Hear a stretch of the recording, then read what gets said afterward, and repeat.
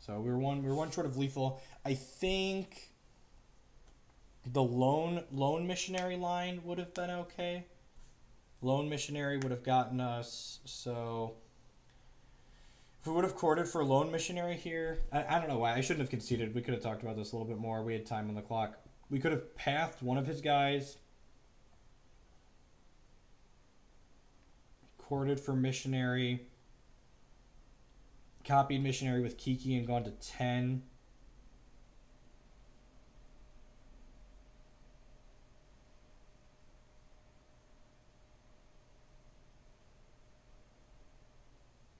I mean, we're dead to every one of his creatures. Like, we can't cord for stuff, get back Fulminator, and block every creature he has here. We're at 3. We're at 2. So, close set. Alright, I'm going to run a quick commercial, and then we're going to play the last match in this league, and I think I'm going to call it a day. Thanks for hanging out, everyone.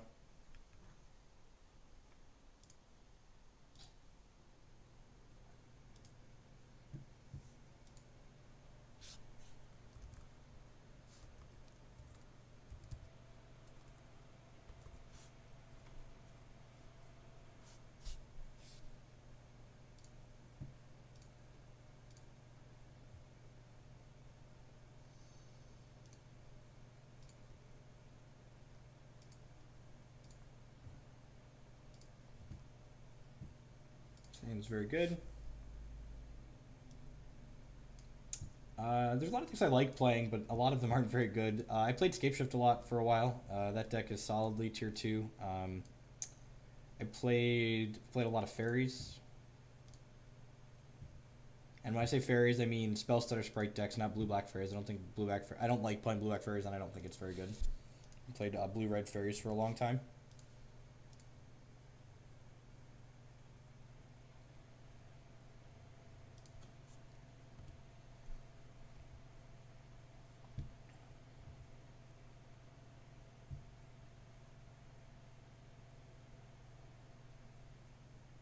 Take 6. Both loans block those. He had a Fulminator mage too, Ken. So like, how do we not die to the Fulminator? Our opponent's probably, this start could be Ad Nauseam, but I'm still going to play the voice out just in case he's some kind of blue combo deck. I do not play on Pro Tours. I don't really play in Wizards events. So definitely Ad Nauseam. These Path to Exile is looking much, much worse. Hopefully we can find a chord and live to chord for Eidolon. That's a good draw.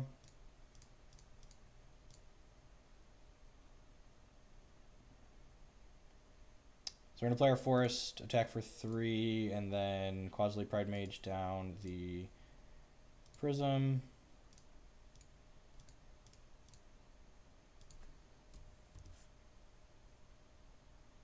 Trade Skoos with Fulminator. Don't we have to tap the Skoos to chord for Lone Missionary, though? I'll have to go back and look at it and see if your Lone Missionary line gets us out of it, but... Unlife is annoying. But he also doesn't have any black mana here. That's you know, definition of another good draw here. I think I want to play this to try and hit a land drop. So we can go land into Witness, into Pride Mage. Another wall's not bad either. Get through our deck a little bit.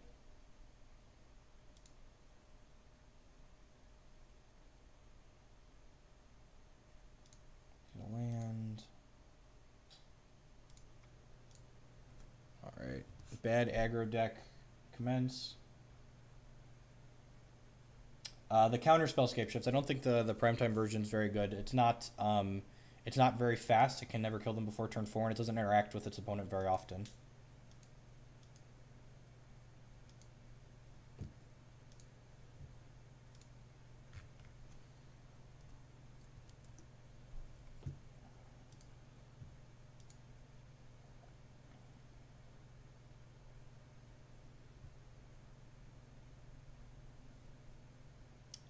So we're short of Witness. That's unfortunate. We will stream a little bit of Standard once that happens for sure. So now the question is, do we want to fire up Raging Ravine and get in for 6 or get the Pride Mage back. I think we're supposed to get the Pride Mage back and hope he just can't kill us next turn.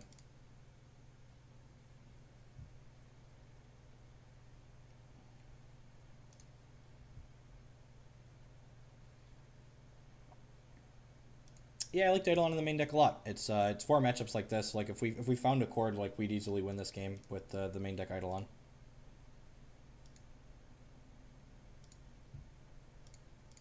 If he has Ad Nauseam this turn, which he's pretty likely, he's seen a lot of cards. We just die if he goes Black Source Eidolon or Black Source Ad Nauseam.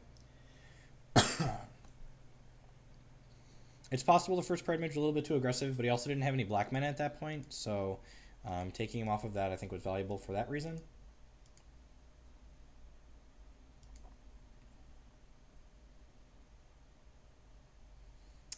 If he Slaughter Packs this turn, it's going to take up his next turn likely, so that should give us enough time to get in there. Sweet.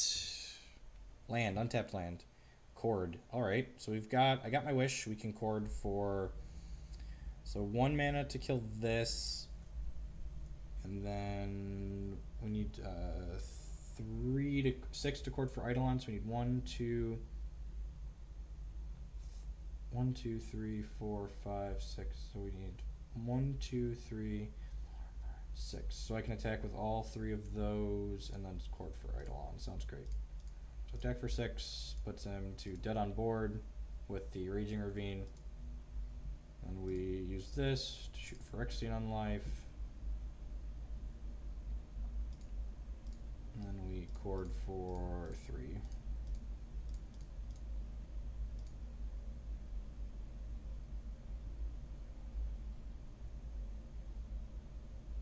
If he has Pact of Negation, he has Pact of Negation. So like, we're gonna get Pact of Negated regardless of what we do when. So, might as well just play it and say go.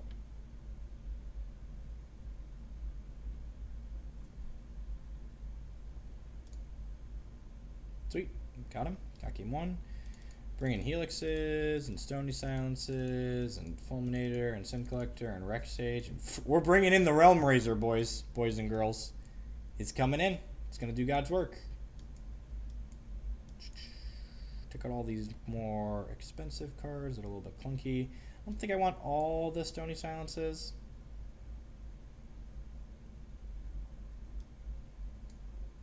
What other cards do we not want here? Spellskite can protect Eidolon, so I think I want that. Like, he definitely has like Slaughter Packs and Echoing Truths post board.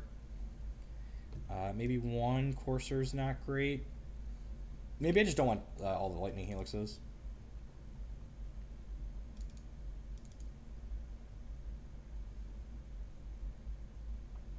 I'll have an article posting later this week talking about matchups. It'll be on mtgcardmarket.com. Or not this week. It'll be up next week. I have to finish writing it. Realm Razor is a joke, right? I mean, I've played worse cards than Realm Razor in this deck before. I guess Scooz is unimpressive. I don't know, like, I just don't want a bunch of Stony Silences. I guess it probably slows him down enough. And boarding in Skite and Stony at the same time seems miserable. Alright, I'm going to bring in 3 Stony and not port in the second Skite. It oozes at least a Grizzly Bear Clock.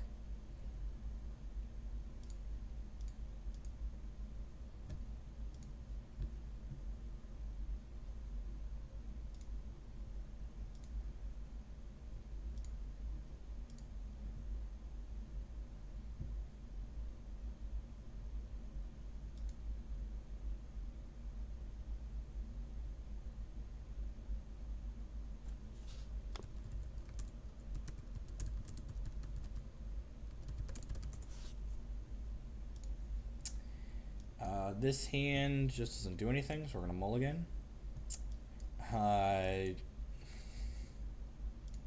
This hand's real medium, and there's a forest on top. We're going to bottom that and hope for the best here. This is my mana base. I've made it. We're going to lie in it.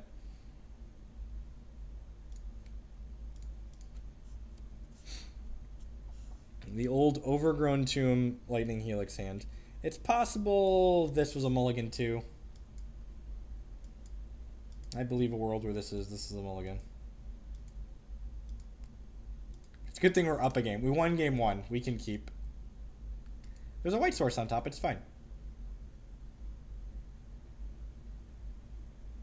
We drew Eidolon. We drew one of the best cards in the matchup, at least. If we're going to draw a land, might as well draw the best card in the matchup.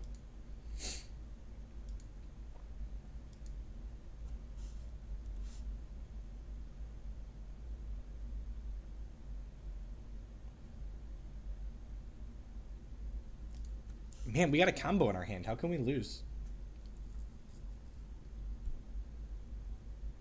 BLY, you shake your opponent's hand and congratulate them on having drawn their sideboard cards. Like, that's Magic sometimes. Like, you're not going to always beat everything out of every deck. Like,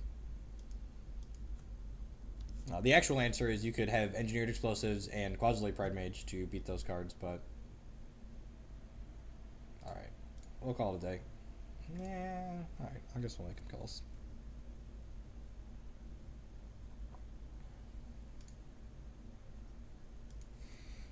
Please, Worth.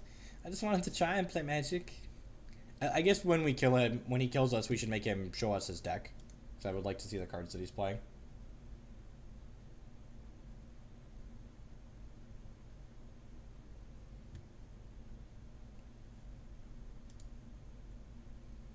I almost conceded, but his win condition requires us to get to look at his deck. So let's look at his deck. Get that extra information on the way out before game 3.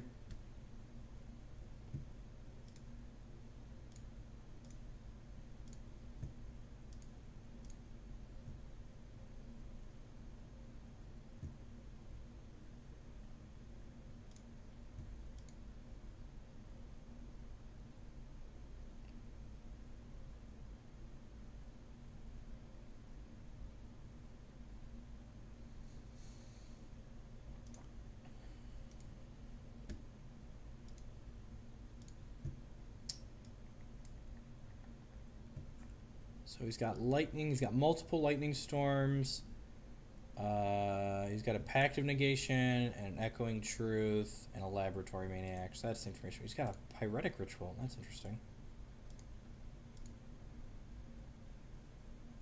So just wanted to look at his deck. Things that are easier in Paper Magic, you just say, let me see your deck, and they hand it to you, and then you concede.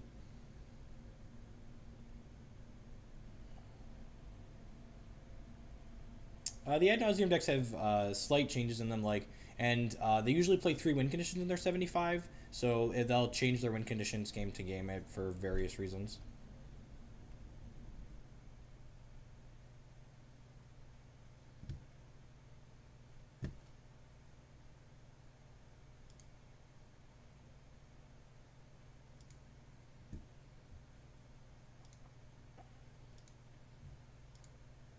It's good to know, what kind of interaction he had. I didn't take note. Did anyone see if he had a Slaughter Pact in there? I should have taken note of that. He definitely had a Echoing Truth. Why are we playing Stony over Kataki? Because Kataki dies to things like Galvanic Blast, and Stony is reasonable against Tron, whereas Kataki is not. This hand's very good.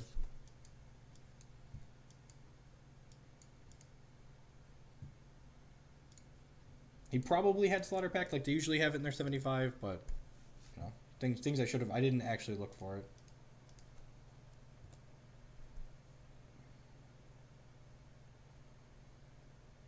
I'm going to go Wall into Stony this turn and wait a turn on the Scavenging Ooze because I want to give him a chance to draw more cards before we take a look at his hand.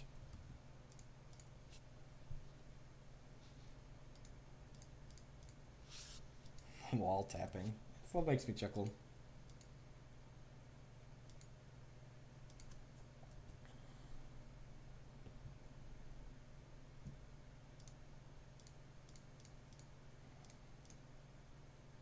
Play 1 Grizzly Bear. Then we'll play... I guess this is a Jackal Pup. Technically it's a 2-1. Then we'll play land and play another Grizzly Bear. Tell me all of your sins.